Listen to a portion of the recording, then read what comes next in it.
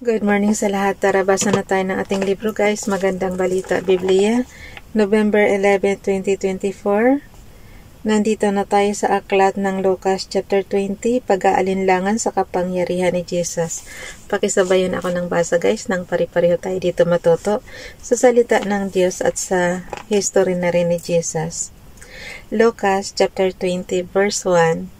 Isang araw habang si Jesus ay nagtuturo sa loob ng templo at nagpapahayag ng magandang balita, nilampitan siya ng mga punong pari at mga tagapagturo ng kautusan kasama ang mga pinuno ng bayan.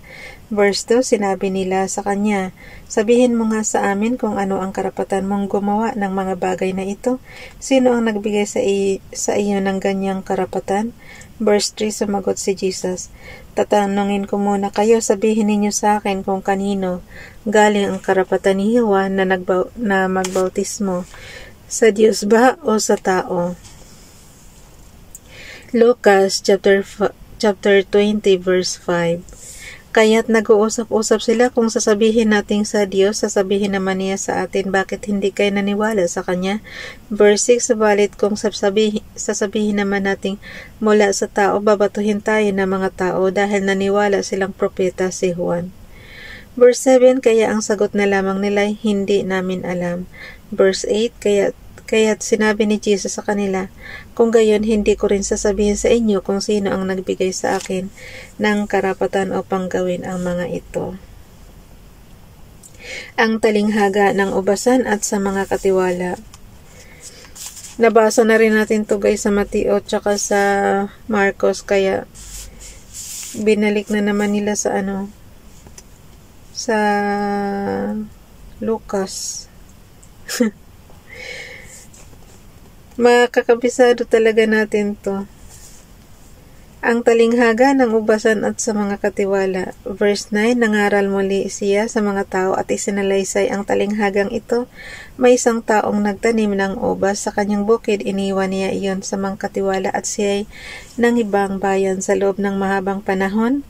Verse 10, nang dumating ang panahon ng pitasan ng ubas, pinapunta niya sa ubasan ang isa niyang alipin upang kunin ang kanyang kaparte, ngunit binugbog ng mga katiwala ang alipin at pinauwing walang dala. Verse 11, nagsugo siyang muli ng isa pang alipin at ito rin ay binugbog, hinamak at pinauwing walang dala. Verse 12, nagsugo pa siya ng ikatlo, subalit sinugatan din ito at ipinagtabuyan. Verse 13, napag-isip-isip ng may-ari ng ubasan, ano kaya ang mabuti kong gawin?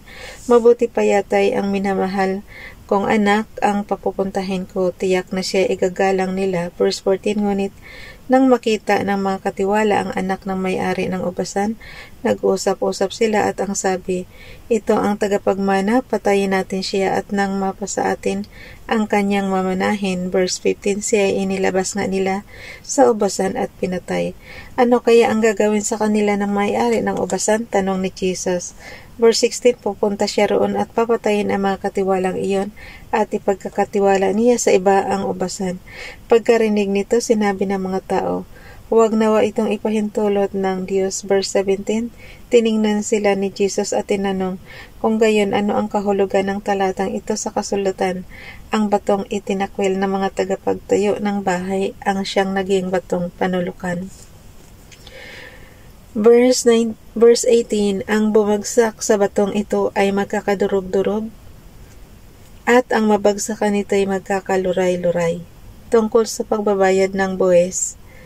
Lucas chapter 20 verse 19, tinangka ng mga tagapagturo ng kautusan at ng mga punong pari na dakpin si Jesus sa oras ding iyon sapagkat nahalata nilang sila ang pinapatamaan niya sa talinghaga, ngunit natakot sila sa mga tao. Verse 20, kaya naghintay sila ng magandang pagkakataon. Sinuhula nila ang ilang katao upang magkunwaring naghahanap ng katotohanan. Ginawa nila ito upang siluin si Jesus sa kanyang pananalita at nang sa gayon, maisasakdal siya sa gobernador.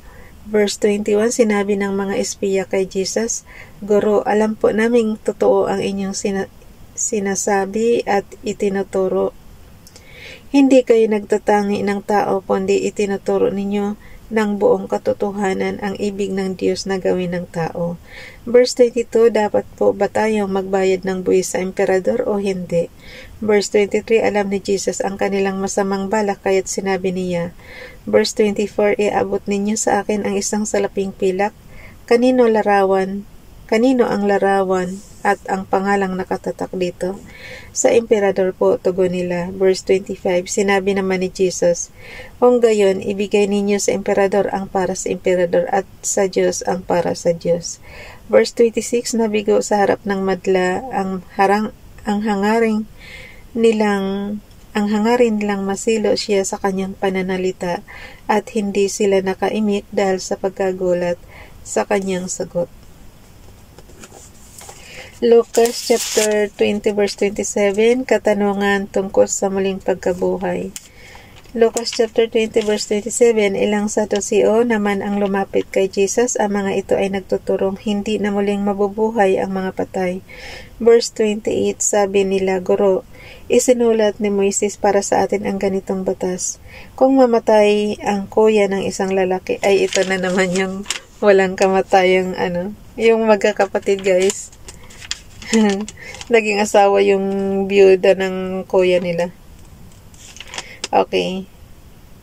Kung mamatay ang kuya, kaya alam ko to kasi syempre nabasa na natin to. Kung mamatay ang kuya, ulitin ko lang ha, Guro, isinulat ni Moises, yung verse 28 guys. Lucas chapter 20 verse 28, sabi nila, Guro, isinulat ni Moises para sa atin ang ganitong batas. Kung mamatay ang kuya ng isang lalaki at ang asawa nito ay maiwang walang anak, siya ay dapat pakasal sa byuda upang magkaanak sila para sa namatay. Verse 29, minsan may 7 magkakapatid na lalaki. Nag-asawa ang panganay at namatay na walang anak. Verse 30, nagpakasal sa byuda ang pangalawa, subalit ito'y namatay din walang anak. Verse 31, ganun din ang nangyari sa pangatlo hanggang sa pang-7. Sila isa-isang napangsawa ng babae at pawang namatay na walang anak. O diba, napaka malas naman ito. Hanggang 7, pero naging kautusan ba to ni Moises?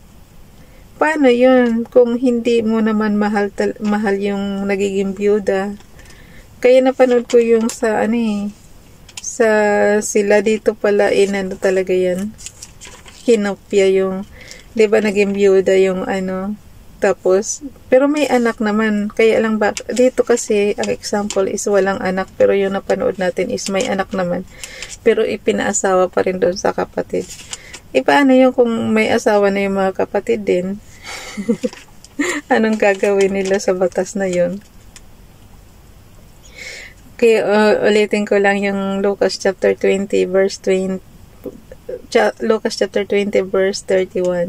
Ganon din ang nangyari sa pangatlo hanggang sa pang-7. Sila'y isang napangasawa ng babae at pawang namatay na walang anak. Verse 32, sa kahuli-hulihan po'y namatay naman ang babae. Verse 33, ngayon sa muling pagkabuhay, sino po sa 7 ang kilalaning asawa ng babae? Yamang silang lahat ay napangasawa niya. Verse 34, sumagot si Jesus, sa buhay na ito, ang mga lalaki at mga babae ay nag-aasawa. Verse 35, ngunit sa kabilang buhay, ang mga magiging karapat-dapat sa muling pagkabuhay ay hindi na mag-aasawa. Verse 36, hindi na rin sila mamamatay sapagkat matutulad sila sa mga anghel. Sila'y mga anak ng Diyos dahil sila'y nakabilang sa mga muling binuhay. Verse 37, maging si Moises ay nagpapatunay sa muling yung verse 37 guys. Maging si Moises ay nagpapatunay na muling binubuhay ang mga patay sapagkat sa kanyang kasaysayan tungkol sa nagliliyab na mababang puno, ang Panginoon ay tinawag niyang Diyos ni Abraham, Diyos ni Isaac at Diyos ni Jacob. Verse 38, kahit ang Diyos ay hindi Diyos ng mga patay kundi ng mga buhay, sa kanya'y buhay ang lahat. Verse 39, sinabi ng ilan sa mga tagapagturo ng kautusan, Guro, maganda ang sagot ninyo. Verse 40, at mula noon ay wala nang naglakas loob na magtanong sa kanya. Katanungan tungkol sa anak ni David. Verse 41, si Jesus naman ang nagtanong sa kanila, paano nasasabi ng mga taong ang Kristo ay anak ni David? Verse 42, si David na rin ang nagsabi sa aklat ng mga awit, sinabi ng Panginoon sa aking Panginoon, maupo ka sa kanan ko. Verse 43, hanggang lubusan kong mapasuko sa iyo ang mga kaaway mo. Verse 44, ngayon kung Panginoon ang tawag ni David sa Kristo, bakit sinasabi ng mga taong siya ay anak ni David? Babala laban sa mga tagapagturo ng kautusan. Verse 45, habang nakikinig ang lahat kay Jesus, sinabi niya sa kanyang mga alagad. Verse 46, mag-ingat kayo sa mga tagapagturo ng kautusan na mahilig lumakad ng may mahahabang kasuotan at gustong-gustong maparangalan sa mga liwasan. Mahilig silang umupo sa mga upuang pandangal sa sinagoga at ang mga upuang pandangal sa mga handaan. Lucas chapter 20 verse 47. Hinuhot-hot nila ang ari-arian ng mga byuda at ang mahaba nilang dasal ay mga pagkukunwari lamang, dahil dyan lalo pang bibigat ang parusang igagawad sa kanila. Ang totoo guys, wala naman sa haba ng dasal yan eh. Ang importante dapat taimtim kang manalangin kay Father God. Yun, kahit na mahaba yung dasal mo, kung wala namang kwenta, wala ring selby yan. Ulitin ko lang ha, yung Lucas chapter 20 verse 47. Last verse na ito guys, sa chapter 20. Hinuhot-hot nila, Lucas chapter 20 verse 47. Hinuhot-hot nila ang ari-arian ng mga byuda at ang mahaba nilang dasal ay mga pagkukunwari lamang. Dahil diyan, lalo pang bibigat ang mga parusang igagawad sa kanila. Bukas na itong guys. Chapter 21. So, 12. Ayaw magsulat. 12 November 2024. Bilisan lang natin kasi may lakad pa tayo. Importante today. Yan. Bye everyone. God bless.